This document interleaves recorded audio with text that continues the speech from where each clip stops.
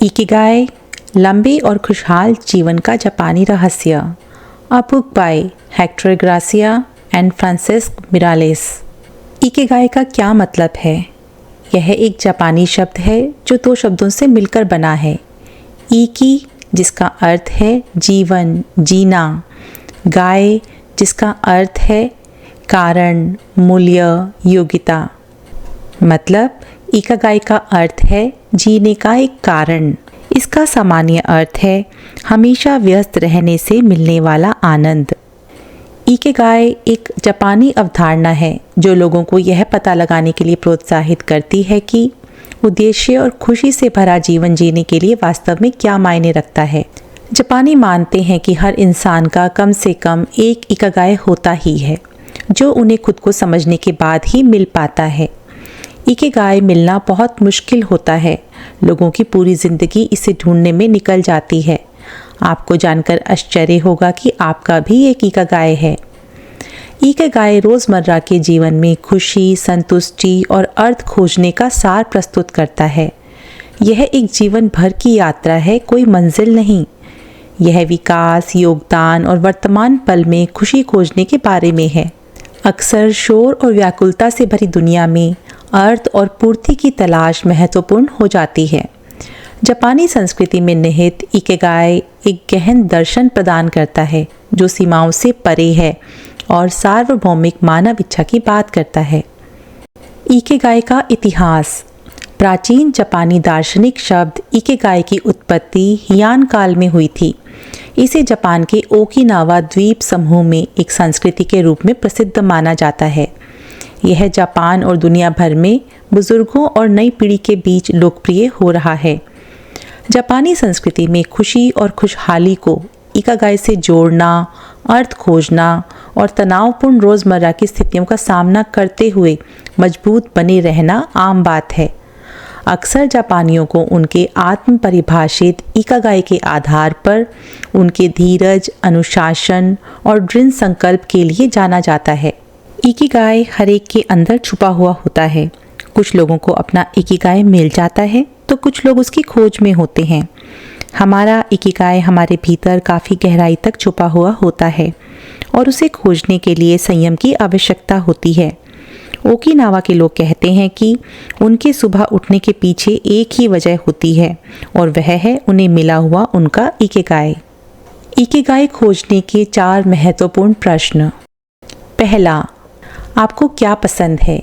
क्या कोई ऐसी गतिविधि जिसे आप पसंद करते हैं या जिसे आप कभी पूरा नहीं कर पाते हैं? दूसरा, आप किस काम में अच्छे हैं? आपका जुनून क्या है? तीसरा, आप किस काम से आजीविका अर्जित कर सकते हैं? और चौथा, दुनिया को क्या चाहिए? क्या आपका कार्य क्षेत्र वांछनीय है या उच्च मांग वाला है? इस रेखा चित्र में इकिगाई शब्द किसी ऐसी चीज़ को दर्शाता है जिसके बारे में आप भावुक हैं, जुनूनी हैं या जिसे करना आपको पसंद है, या कुछ ऐसा जिसमें आप कुशल भी हैं, जिसकी दुनिया को ज़रूरत भी है और जिससे आप आजीविका अर्जित कर सकते हैं। इकिगाई केवल करियर के लक्ष्यों तक ही सीमित नहीं है, बल्कि इसमें परिवार को पालना या किसी ऐसी चीज़ में गहराई से शामिल होना भी हो सकता है जिसके बारे में आपने हमेशा कल्पना की है। बहुत से लोग चाहे सचेत रूप से या अनजाने में इकिगाई की तलाश कर रहे हैं, किसी के अस्तित्व का कारण या हर सुबह खुशी से जागना। भले ही इकिगाई के बारे में लोगों के विचार अलग अलग हों, लेकिन इस बात पर व्यापक सहमति है कि जीवन में इस आकर्षक उद्देश्य को पाना बेहतर संतुष्टि और आनंद से जुड़ा है। हम इकिगाई को क्यों जानें? वो इसलिए क्योंकि इससे जीवन के उद्देश्य का पता चलता है। यह खुशी को भी प्रेरित करता है और खुशी सादगी में है। इससे स्वास्थ्य के प्रति जागरूकता बढ़ती है। इससे सकारात्मकता बढ़ाने में मदद मिलती है। अपने इकिगाई को कैसे ढूंढें? अपने इकिगाई को ढूंढने के लिए यहाँ कुछ चरण दिए गए हैं। हर कदम को बहुत ही ध्यान से समझें। हर कदम पर आपकी ज़िंदगी बदल सकती है। ज़िंदगी का मतलब क्या है? ये सवाल कभी ना कभी हम सबको परेशान करता है। एक बार सोचकर देखिए, अगर आपको ज़िंदगी का मकसद मिल जाए, ज़िंदगी का वह मकसद जिसे हम ढूंढ रहे हैं, तो समझ लीजिए आपको सुबह उठने की वजह मिल जाएगी, रात में सुकून से सोने की वजह मिल जाएगी। एक ऐसा मकसद जो ज़िंदगी भर आपकी खुशियों का कारण बन सके। इकिगाई इसी चीज़ को ढूंढने में मदद करती है। अपने आप से इन 4 सवालों को पूछें। पहला सवाल, आपको किस काम से प्यार है? यह सवाल शायद सबसे आसान है। इसके लिए आप सोचिए कि वह कौन सा काम है जो आपको सबसे अच्छा लगता है, जो आपको एनर्जी देता है, जिसे करने में आपको मज़ा आता है, जिसको करने में आपको बोरियत या थकावट नहीं होती। यह कुछ भी हो सकता है, जैसे चित्रकला, गाना गाना, खाना बनाना, पढ़ना, पढ़ाना, घूमना या फिर मेरी तरह यूट्यूबिंग करना एक्सेट्रा। कोई भी ऐसा काम जो आपको बहुत ज़्यादा पसंद हो। यह आपके ऑफिस का काम भी हो सकता है, परिवार का काम भी हो सकता है, यह आपकी कोई व्यक्तिगत रुचि भी हो सकती है। दूसरा सवाल, आप किस काम में अच्छे हैं? आप कौन से काम में अच्छे हैं? किस काम में आप विशेषज्ञ हैं? आपके पास कौन सी कुशलता है जिसमें आप स्वाभाविक रूप से अच्छे हैं, या उसे करने और सीखने में आप उसमें दिलचस्पी रखते हैं? यह हर एक के लिए अलग अलग हो सकता है, इसीलिए ऐसी चीज को ढूंढें, भले ही उसमें आपकी स्वाभाविक कुशलता कम हो, आप परफेक्ट ना हो, तब भी अभ्यास करते करते धीरे धीरे आप में कुशलता और परफेक्शन आ जाएगी। तीसरा सवाल, क्या आपको इसके लिए पैसे मिल सकते हैं? बात सिर्फ प्यार और अच्छे की करें तो आपको कोई भी चीज़ पसंद करना पसंद हो सकता है, लेकिन ये ज़रूरी नहीं है कि इस चीज़ के लिए आपको पैसे दिए जाएं। हो सकता है आपको घर की सफाई करना बहुत पसंद हो, लेकिन इस चीज़ के लिए आपको कोई दूसरे पैसे नहीं देगा। इसीलिए कोई ऐसा काम ढूंढें जिसकी दुनिया को ज़रूरत भी हो, ताकि उसके बदले आप कुछ कमा भी सकें। चौथा सवाल, दुनिया को क्या चाहिए? इसके लिए आप ये देखिए कि जो आपको पसंद है, क्या उनमें से लोगों को किसी चीज़ की ज़रूरत है? दुनिया को इनमें से क्या चाहिए जिससे उनकी समस्या का समाधान हो सके, ताकि आप अपने मनपसंद काम के जरिए लोगों की समस्याओं का समाधान कर सकें और पैसे कमाकर अपनी जीवन शैली भी अच्छी करें। अब ऊपर दिए गए 4 प्रश्नों के जवाब की मदद से अपने इकिगाई के और नज़दीक पहुंचना। अपनी प्रेरणा को जानना। पहले और दूसरे सर्कल के बीच जो सामान्य बिंदु, जो कॉमन होता है, वो आपकी प्रेरणा कहलाती है। यानी जो काम आपको पसंद है, जिसमें आप अच्छे भी हों, वही कहलाती है आपकी प्रेरणा। दूसरे और तीसरे सर्कल के बीच जो सामान्य बिंदु यानी जो कॉमन होता है, वो आपका पेशा कहलाता है, यानी जिस काम में आप अच्छे हैं। तीसरे और चौथे सर्कल के बीच जो सामान्य बिंदु यानी जो कॉमन होता है, वह आपकी योग्यता होती है, यानी जिस काम का आपको पैसा मिल सकता है। उसी काम की अगर दुनिया को ज़रूरत भी है तो वह आपका पेशा भी बन सकता है। चौथे और पहले सर्कल के बीच जो सामान्य बिंदु जो कॉमन होता है, वही आपका लक्ष्य होता है, यानी दुनिया को जिस चीज़ की ज़रूरत थी, आपको वही काम करना पसंद भी था, तो वह आपका लक्ष्य बन जाता है और दोनों को फ़ायदा होता है। इस तरह अगर आपकी ज़िंदगी में कोई काम है जो आपको करना पसंद है, आप दूसरों के मुकाबले उस काम में अच्छे भी हैं, फिर उस काम के लिए आपको पैसा भी मिल सकता है और आपके हिसाब से दुनिया में उस काम की लोगों को ज़रूरत भी है, तो ऐसे काम को जापानीज़ में कहा जाता है इकिगाई। अगर हिंदी में इसे कहा जाए तो इसका मतलब होता है जीने की वजह। मतलब अगर आपको एक खुश और पूर्णता भरी जिंदगी जीनी है तो आपको अपना इकिगाई ढूंढना ही पड़ेगा, और जब आप अपनी ज़िंदगी में अपना इकिगाई पा लेंगे तभी आप एक पूर्णता भरी ज़िंदगी जी सकेंगे, वरना हमेशा ज़िंदगी में कुछ ना कुछ अधूरा रह जाएगा। और इन सब के लिए आपको पूरी ईमानदारी के साथ इन 4 सवालों के जवाब ढूंढने होंगे। तीसरा कदम, अपने इकिगाई को कैसे ढूंढें? इसके लिए सबसे पहले आप एक बड़ा सा स्क्वायर बनाएं, उसे 4 बराबर हिस्सों में बांट लें। पहले स्क्वायर में लिखें, ये काम मुझे पसंद है और इसमें मैं कुशल भी हूँ। इसमें आप वो सारी चीज़ें लिखें जो आपको करना पसंद है और आप उसमें अच्छे भी हैं। दूसरे स्क्वायर में लिखें, ये काम मुझे पसंद है लेकिन मुझे ये अच्छे से करना नहीं आता। यानी कि ऐसे काम जिसे आप बहुत पसंद करते हो लेकिन वो आपको करना ना आता हो, हालांकि आप दिल से उस काम को करना चाहते हैं।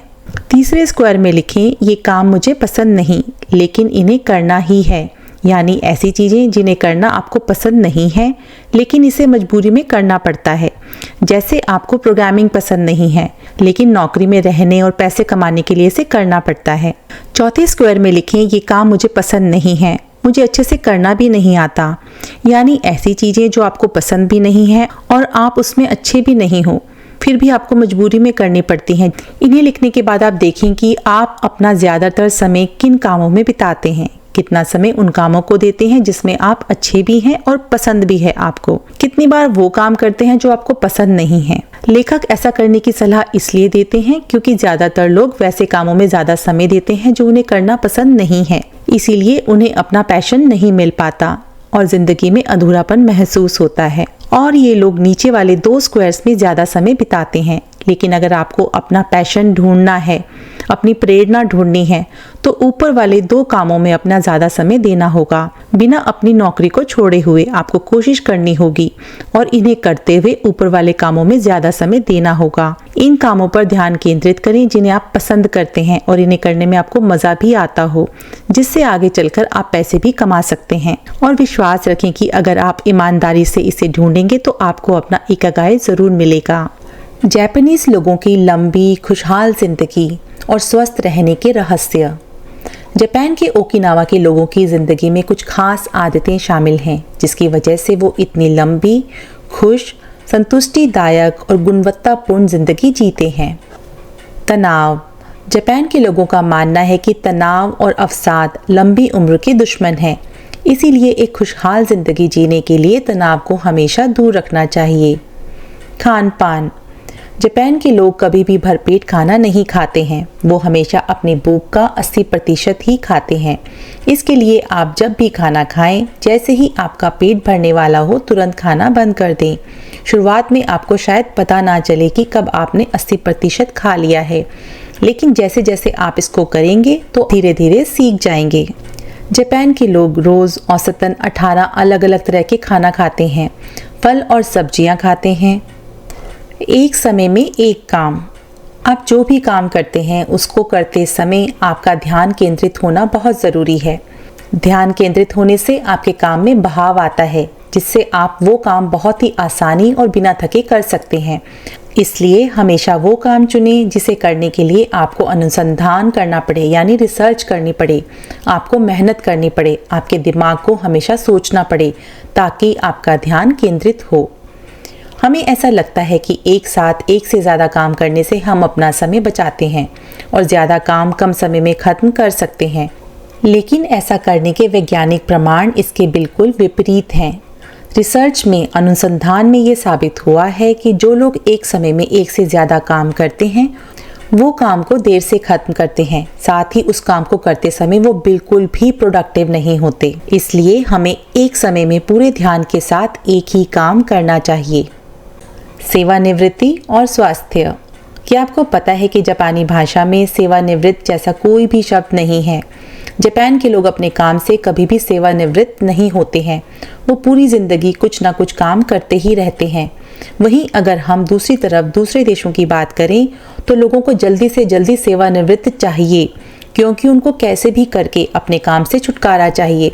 और ऐसा इसलिए होता है क्योंकि वो अपने काम से प्यार नहीं करते हैं। जब आप कोई भी काम ज़बरदस्ती या सिर्फ पैसों के लिए करते हैं तो उस काम में आप खुश नहीं रहते।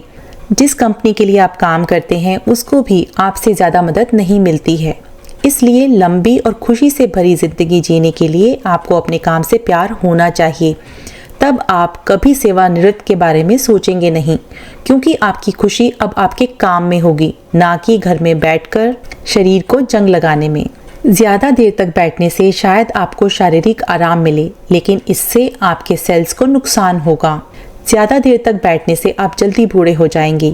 खाने का असंतुलन, उच्च रक्तचाप और यहाँ तक कि कैंसर जैसी बीमारी भी हो सकती है। और इससे बचने के लिए आपको बस अपनी दैनिक जीवन में ये कुछ आदतें जोड़नी चाहिए। रोज़ कम से कम 20 मिनट चलें। लिफ्ट या एलिवेटर का इस्तेमाल ना करें। सामाजिक गतिविधियों में भाग लें ताकि आप देर तक टीवी के सामने बैठे ना रहें। अपने जंक फूड और पैकेज्ड फूड को अच्छे खाने से बदल दें। एक अच्छी गुणवत्ता की नींद लें, 7 से 9 घंटे की नींद, इससे ज़्यादा ना सोएं। अपने बच्चों या अपने पालतू के साथ खेलें। काम पर ध्यान दें। जब काम में बहाव आता है जिससे आप वो काम बहुत ही आसानी और बिना थके कर सकते हैं। काम में ध्यान केंद्रित करने और बहाव लाने के लिए आपको बताई गई बातों का अनुसरण करना चाहिए। मुश्किल काम चुनें। जैसा कि हमने पहले भी चर्चा की है कि हमेशा वो काम चुनें जिसे करने के लिए आपको अनुसंधान, रिसर्च करनी पड़े। उसको करने के लिए आपको मेहनत करनी पड़ेगी। आपके दिमाग को हमेशा सोचना पड़ेगा ताकि आपका ध्यान केंद्रित रहे। ध्यान रहे कि कोई ऐसा काम ना चुन लें जो आपकी योग्यता से बाहर हो और उसको करना आपके लिए इतना ज़्यादा मुश्किल हो कि कुछ दिनों बाद उसको करना आप बंद कर दें।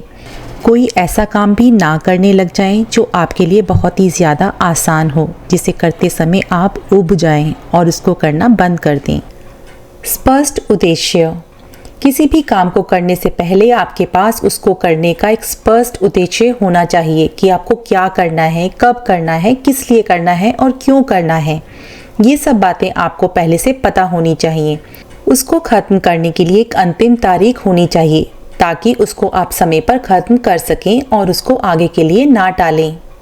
सिर्फ एक काम, और जैसा कि हमने पहले भी जाना कि एक समय में एक ही काम। इकिगाई के ज़रिए कामयाबी के 10 छोटे नियम। अपने आप को अच्छे दोस्तों से घेरें। धीमी गति से ज़िंदगी को जिएं। खाना खाते वक्त अपना पेट पूरी तरह से ना भरें। अपने शरीर को आकार में लाएं। आज में रहें। हमेशा मुस्कुराएं। सक्रिय रहें और सेवानिवृत्त ना हो जाएं। प्रकृति के साथ जुड़ें। आभारी रहना सीखें। अपने इकिगाई को ढूंढें और उसका अनुसरण करें। ओकिनावा के बुजुर्गों की सलाह। बुजुर्गों के पास अपने सालों के अनुभव से दुनिया के साथ साझा करने के लिए बहुत ज्ञान होता है।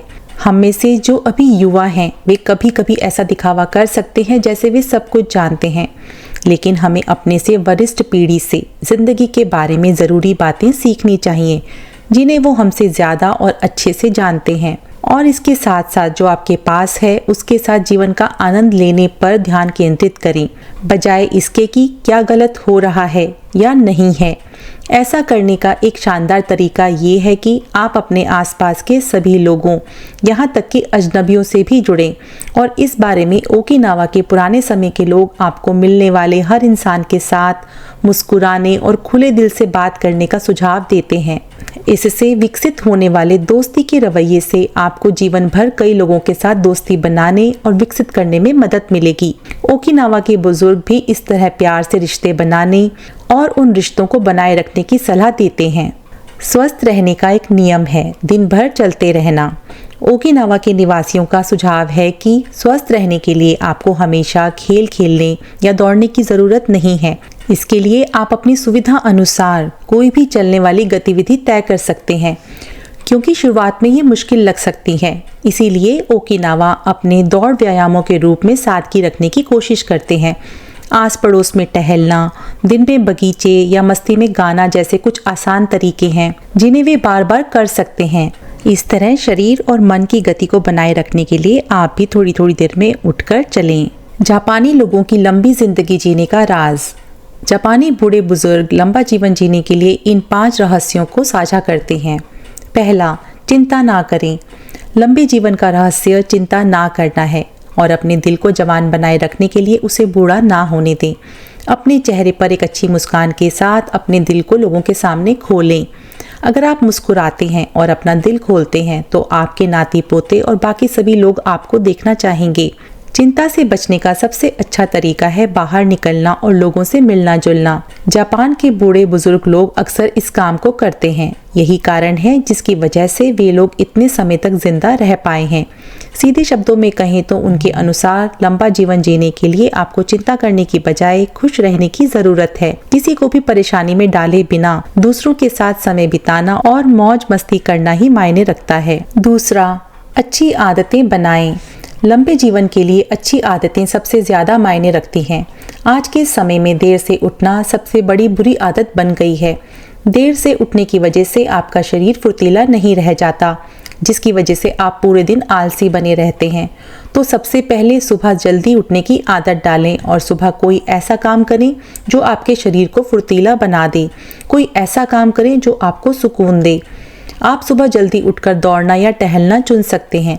इसके साथ ही आप अपने घर पर भी कोई काम कर सकते हैं, जैसे योग करना, अपने पौधों को पानी देना या नए पौधे लगाना। इसके बाद घर में वापस आकर अपना नाश्ता खुद अपने हाथों से बनाएं। अपने नाश्ते में हरी सब्जियों का इस्तेमाल करें। बस अपनी इकिगाई को ढूंढें, फिर चाहे आप कोई सा भी काम कर रहे हों। वृद्धावस्था में तेज रहने का रहस्य आपकी उंगलियों में है। आप अगर अपनी उंगलियों को व्यस्त रखते हैं तो आप 100 साल तक जिंदा रह सकते हैं। ध्यान रखें कि अगर आप सुबह उठकर काम नहीं करते हैं तो आपका शरीर कमज़ोर हो जाता है और इन कामों को हर रोज़ और लगातार करें। ध्यान रखें कि सब्जियां खाने से आपको लंबे समय तक जीने में मदद मिलती है। लंबे समय तक जीने के लिए आपको 3 चीज़ें करने की ज़रूरत है। स्वस्थ रहने के लिए व्यायाम करें, अच्छा खाएं और लोगों के साथ समय बिताएं। तीसरा, हर दिन अपनी दोस्ती पर ध्यान दें। अपने दोस्तों से मिलते रहना आपके जीवन में एक और साल जोड़ता रहता है, क्योंकि आपके दोस्त वो इंसान होते हैं जो आपको खुश और स्पेशल महसूस करवाते हैं और दोस्तों के साथ रहना जीवन में सबसे ज़्यादा सुखदायक होता है। हर दिन उन लोगों के साथ बात करना जिनसे आप प्यार करते हैं लंबे जीवन का रहस्य है। तो इस बात के महत्व को समझें और अपने दोस्तों के साथ समय ज़रूर बिताएं। अपने पड़ोसियों के साथ बातें करना, चाय पीना, साथ में गाना, यह ज़िंदगी की सबसे अच्छी चीज़ें हैं। अपने दोस्तों के साथ नई जगहों पर जाएं, इससे आपको ज़्यादा खुशी मिलेगी।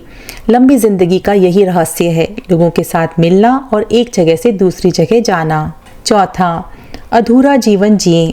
एक लंबी जिंदगी के लिए कामों को धीरे और आराम से करने पर ध्यान दें। अगर आप जल्दी में नहीं हैं तो आप ज़्यादा समय तक जिंदा रहेंगे। जापान के काफ़ी बूढ़े बुजुर्ग लंबे समय तक जिंदा रहने के लिए इस रहस्य को साझा करते हैं। वे सुबह जल्दी उठकर अपनी एक्सरसाइज करते हैं, अच्छा नाश्ता करते हैं और जब वो इन सब के बाद थक जाते हैं तो अपने दोस्तों से मिलने चले जाते हैं।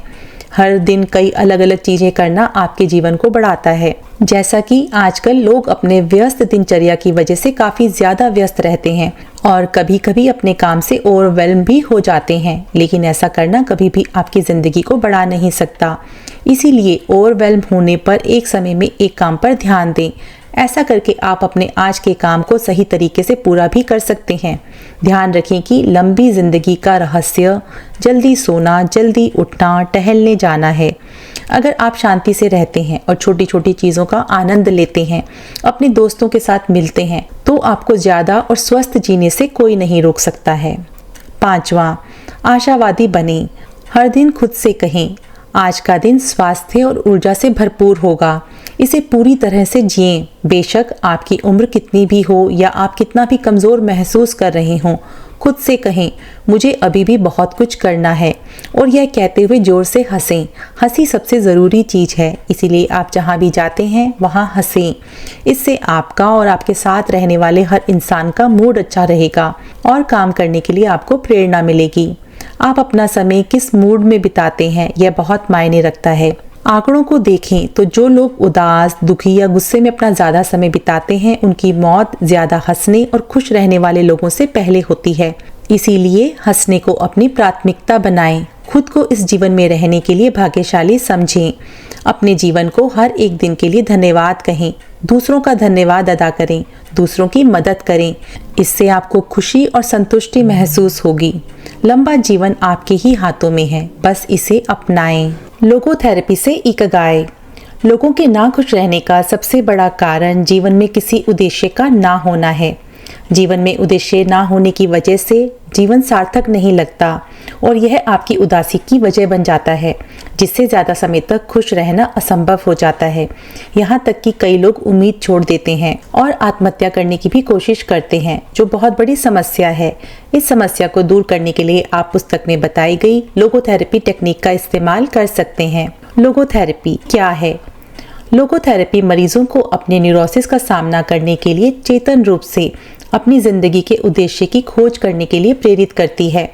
अपने भाग्य को पूरा करने की उनकी खोज तब उन्हें आगे बढ़ने के लिए प्रेरित करती है। लोगोथेरेपी अतीत की मानसिक रुकावटों को तोड़ती है और रास्ते में आने वाली सभी रुकावटों पर काबू पाती है। लोगोथेरेपी की प्रक्रिया को इन 5 चरणों में अच्छे से समझा जा सकता है।